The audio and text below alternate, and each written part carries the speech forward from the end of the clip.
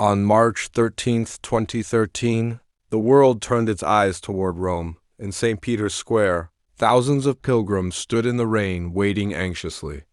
Suddenly, white smoke rose from the Sistine Chapel. The bells rang. A new pope had been chosen. When Jorge Mario Bergoglio stepped onto the balcony, dressed simply in white, the world met Pope Francis, the first Jesuit pope, the first pope from the Americas, and the first to take the name Francis. But his story began far away in the crowded streets of Buenos Aires, Argentina. A story of family, hardship, faith, and a lifelong mission to serve God's people. This is the life of Pope Francis, the Pope of Mercy. Pope Francis was born Jorge Mario Bergoglio on December 17, 1936. In Buenos Aires, his parents were Italian immigrants. His father, Mario Bergoglio, worked as an accountant for the railway. His mother, Regina, dedicated herself to raising 5 children in a modest Catholic household. The Bergoglio family lived in a simple apartment in the Flores neighborhood, a working-class district filled with narrow streets, children playing soccer, and the aroma of Italian cooking. Jorge was a lively boy. He loved playing soccer, supporting his favorite team, San Lorenzo, and running through the streets with friends. At home, he learned values of faith, sacrifice, and humility from his parents. His grandmother Rosa played a special role in his life, teaching him prayers, the rosary, and love for the Blessed Virgin Mary. As the eldest son, young Jorge carried responsibility early. He was protective of his siblings and respectful of his parents. The lessons of hard work and trust in God would shape his entire life. Life took a difficult turn when Jorge was 21 years old. He was struck by a severe lung infection. Doctors were forced to surgically remove part of his lung.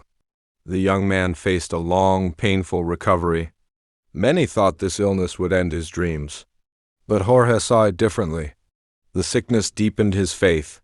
He began to understand human suffering not as a curse, but as a way to walk closely with Christ. Later in life, he would often speak of mercy and compassion, shaped by this early trial. Even in weakness, Jorge carried hope. He never lost his love for books, philosophy, music, and soccer. Friends recall that he was serious yet warm. He had a gift of listening to others and offering wise counsel, even at a young age.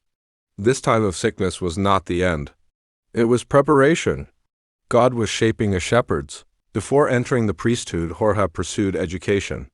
He attended a technical secondary school and earned a diploma in chemistry. For a short time, he worked as a chemical technician in a laboratory. Before entering the priesthood, Jorge pursued education. He attended a technical secondary school and earned a diploma in chemistry. For a short time, he worked as a chemical technician in a laboratory. He wore a white lab coat, handling experiments and scientific work. But behind the science, a deeper question burned within him. What was his true purpose? During this period, Jorge lived an ordinary life, taking buses to work, spending evenings with friends, enjoying soccer matches, and sharing meals with family. Yet his heart longed for something more. One day, while walking past a church, he felt a powerful call to enter. Inside, he encountered a priest who heard his confession. That single moment changed his life. Jorge left the confessional certain that God was calling him to serve. His path toward the priesthood had begun. In 1958, Jorge entered the Society of Jesus, the Jesuits. Known for their discipline, missionary work, and devotion to education, the Jesuits demanded commitment and sacrifice. Jorge studied philosophy and theology, balancing prayer with intense intellectual formation. His teachers admired his intelligence and discipline. His fellow seminarians noticed his humility and kindness. In 1969, he was ordained a priest. Father Bergoglio quickly became known for his pastoral heart. He worked with students, young adults, and ordinary workers. He was not a distant priest. He was approachable, compassionate, and deeply prayerful. The young Jesuit had no idea that his journey, rooted in the barrios of Buenos Aires, would one day lead him to the very heart of the Catholic Church.